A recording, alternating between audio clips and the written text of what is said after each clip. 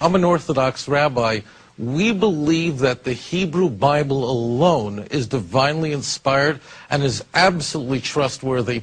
And therefore, it is these texts that we look to say, what does God say about his nature? What does the Almighty share? And all you do is look at Deuteronomy chapter 6, verse 4. You know, these are the first words that a little Jewish boy, a little Jewish girl learn.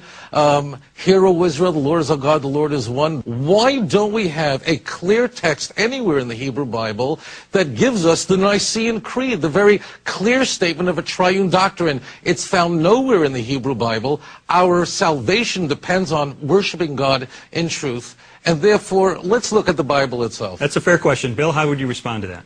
It seems to me, it comes down to the question of, is the New Testament trustworthy? Does it contradict, though, what the Old Testament is saying? I think that's exactly right, Lee. We're coming at this question from two different sets of Scripture, or wholly inspired writings. And I would agree with Toffia that if you approach this question simply on the basis of the Hebrew Bible, or what we would call the Old Testament, one wouldn't come to believe that God is a Trinity.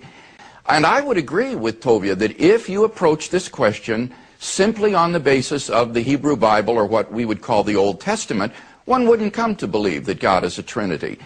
And I would agree with Toffia that if you approach this question simply on the basis of the Hebrew Bible, or what we would call the Old Testament, one wouldn't come to believe that God is a Trinity.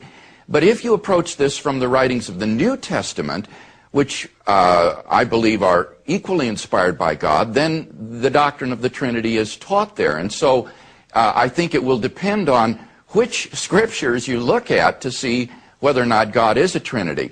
And I would say furthermore that the doctrine of the Trinity is not in any way incompatible with anything revealed in the Old Testament.